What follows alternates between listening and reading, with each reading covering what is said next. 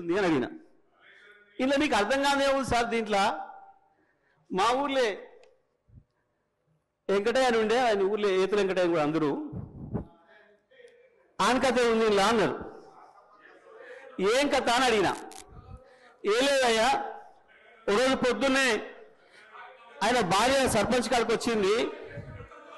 ఆయన భార్య సర్పంచ్ కాడికి వచ్చి కంప్లైంట్ చేసింది, మా వెంకటయ్య నన్ను కొట్టిండు, జర పిలిపించి మాట్లాడమని చెప్తే ఆయన పిలిపించిండ్రు పెద్ద మనిషి. ఎందుకు కొట్టి ఏం సంగతి అని అడిగితే, నేను మా అమ్మగారింటికి నువ్వు పాలు వేద్దామని అన్నాడు, నేను పోస్తా అన్నా. నువ్వు పాలు వేస్తే ఊరుకోను అన్నాడు, నేను పోసి తీరుతానంటే నన్ను కొట్టిండు. పాలెక్కడి, నీకు బర్రె లేదా పాలెక్కడి అని చెప్పి ఆయన పెద్ద మనిషి అడిగిండు అధ్యక్ష. అడిగితే నాకు 4 బర్రెలు ఉన్నాయి అన్నాడు అధ్యక్ష. ఈ 4 బర్రెలు ఎక్కడిదా, నీకు ఒకటి కూడా లేకపోయా, మా ఊరందరం చూస్తుంది 50 మంది ఉన్నాం, అందరూ తెలుసు, నీకు బర్రెలు లేవా ఎక్కడిదా అంటే,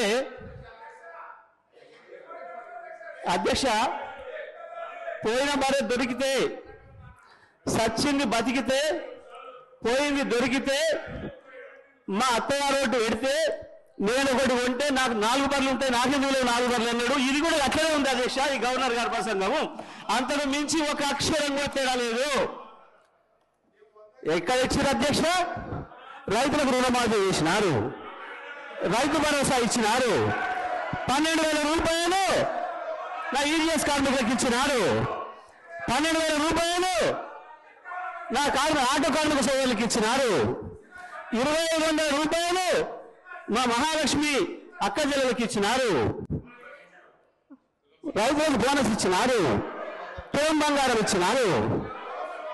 ఏది ఇచ్చిన అధ్యక్ష? నా విద్యార్థి సోదరులకు స్కూటీలు ఇచ్చినారు అధ్యక్ష. 2 లక్షల ఉద్యోగాలు ఇచ్చి